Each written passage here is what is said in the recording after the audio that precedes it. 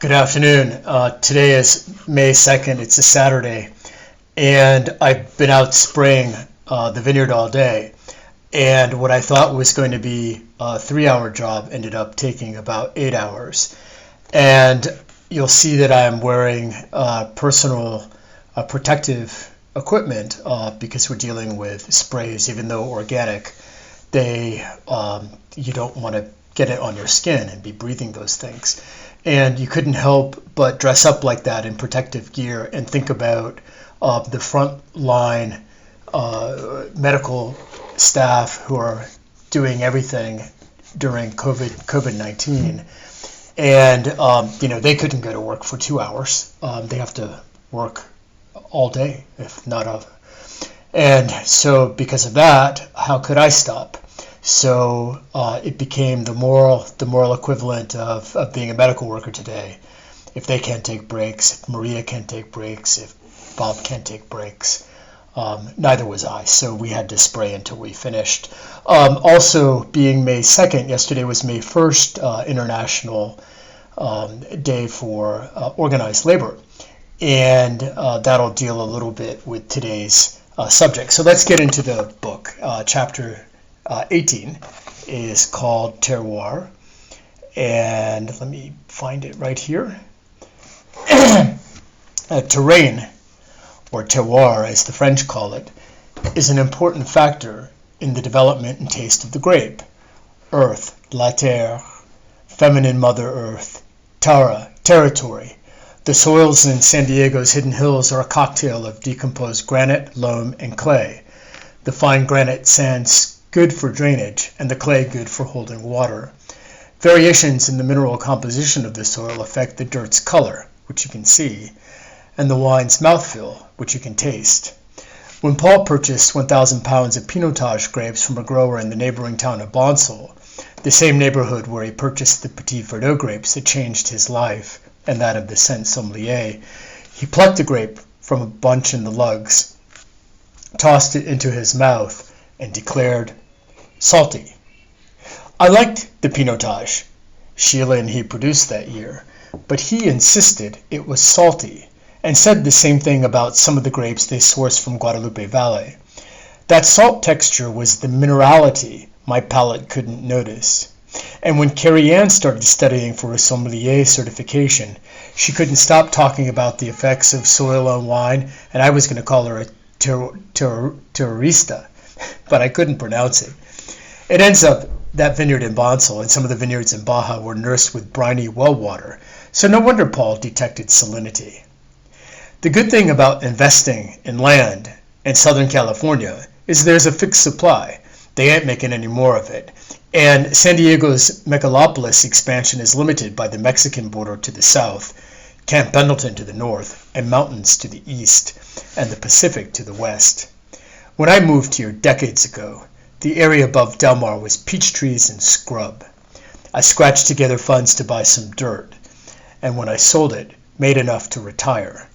Whenever I look at a piece of land, I evaluate it as an investment. But after winemakers started moving in, I say to myself, that would make a pretty nice vineyard.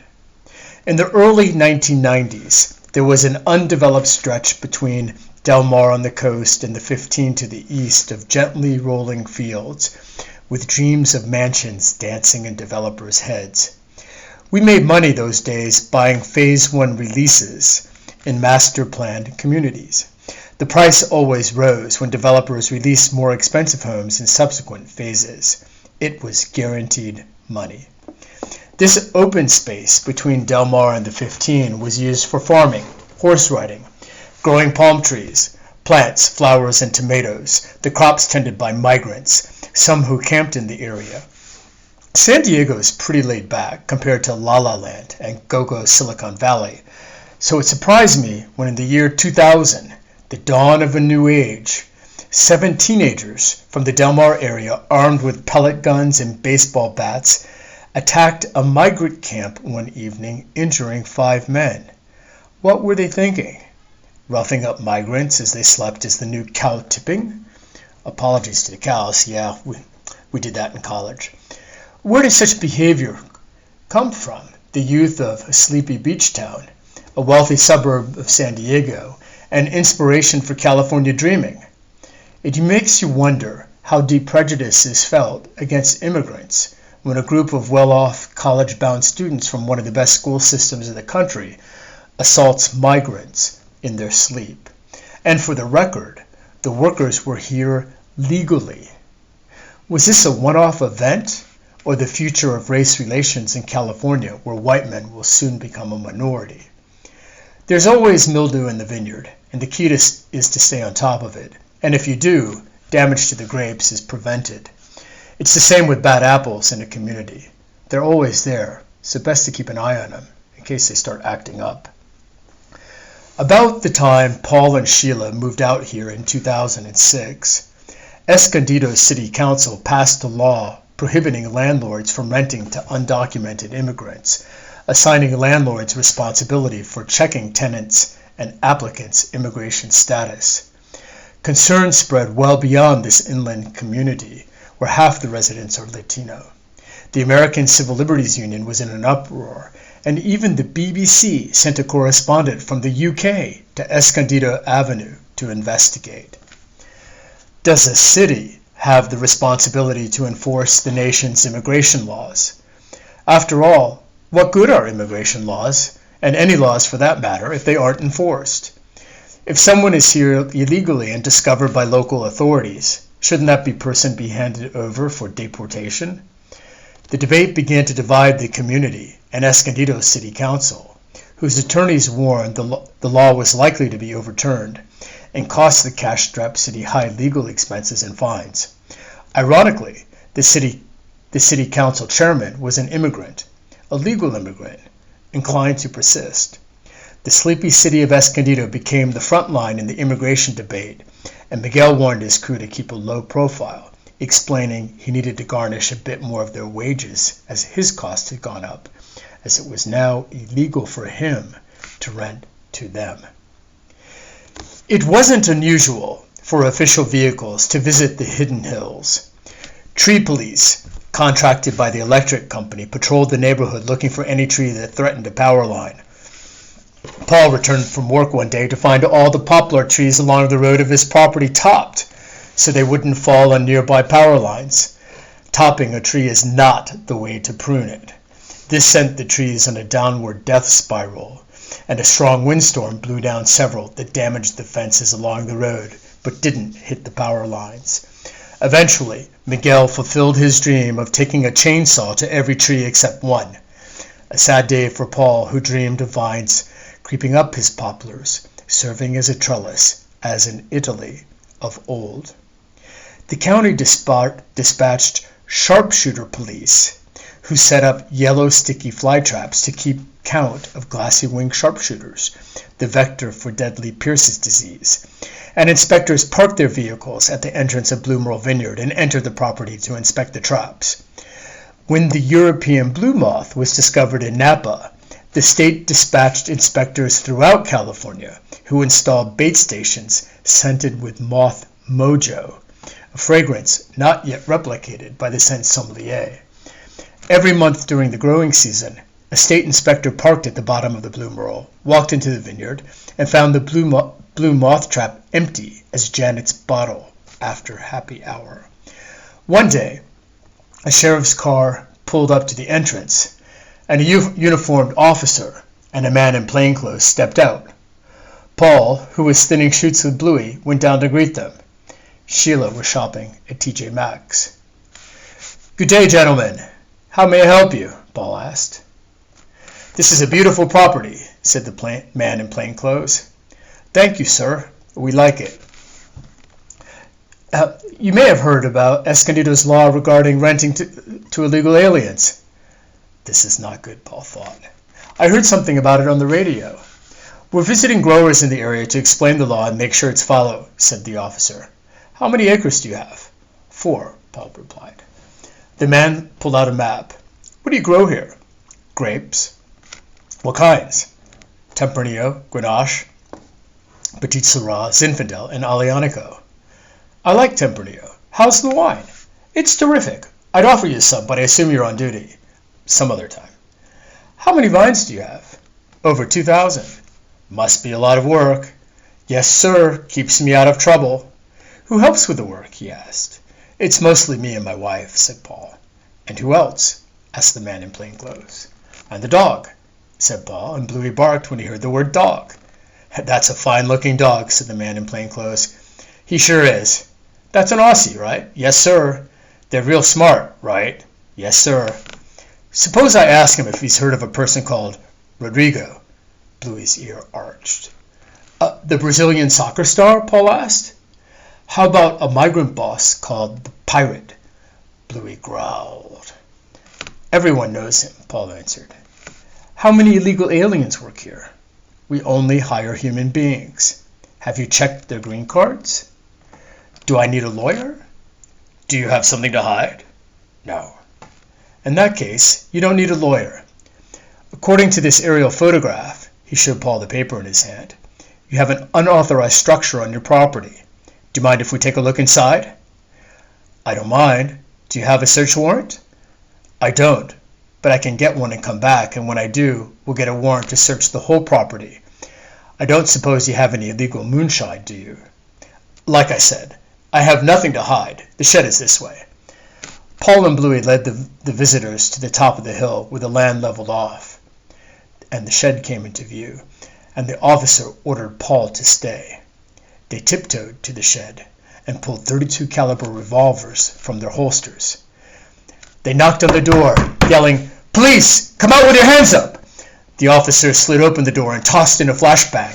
Bluey barked at the explosion and scattered an extended family of squirrels living beneath the shed, Templeton the rat, and a pack of mice. The officers were disappointed to find no one hiding inside. Paul was disappointed they didn't shoot the squirrels. We're not authorized to shoot animals. That's cruel, said the plainclothesman. Listen, we're looking for Miguel. We know he lives in this area, employs illegals contrary to U.S. law, and rents to them in violation of Escondido law. Here's my card. Call me if you hear anything or remember something. Paul looked at the card. Department of Justice, Immigration and Customs Enforcement. As they walked down the hall, the DOJ man said, We'd be grateful for any assistance you can provide, and you might find your winery application gets approved faster. I'll keep my eyes and ears open, said Paul. One more thing, said the plainclothesman.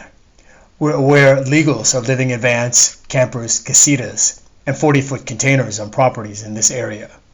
We have an order to clear them out. You could save us time and get your permits faster by telling us where they're housed. I honestly don't know. Call us if you notice anything. Sure will. Thank you, officers. Good luck catching the bad guys. What's going on? Was my property just raided? Paul couldn't imagine such a thing happening in today's United States, and recalled his first visit to Germany 30 years after the Nazi defeat. Where will it stop? First, they come for illegals. Then who's next? Enemies of the state? Who would that be? Liberals? The Tea Party? Paul was shaken. He wasn't trained in espionage and wasn't a good liar. His adrenaline was pumping. He went inside, straight for the bottle of moonshine, took a swig, and called Carrie Ann. Are you dressed? Well, what kind of question is that to ask a lady? I'm coming over. Paul didn't want to talk on the phone or text her in case it was bugged. Is Big Brother listening to my calls? He took another swig of high-proof distillate that burned his throat on the way down to his empty stomach, got in the car with Bluey, and drove to Carrie Ann's. Fortunately, her house was close. With 3 ounces of high-proof brandy in his bloodstream, he was legally drunk as he drove, adding to his crimes and misdemeanors. How are you, bootlegger? The Department of Justice, accompanied by a local sheriff, just visited, looking for Miguel and Rodrigo. What the fuck? What the fuck is right? What's going on with this crazy law? They've started raids. What did you tell them? Nothing. They also threatened me, said if I didn't cooperate, they'd get a search warrant and bust me for moonshining. I told you not to post those photos online. Jeez. And they said if I cooperated, they'd approve my winery permits. What should we do? I don't know. Since when do police raid homes looking for illegals?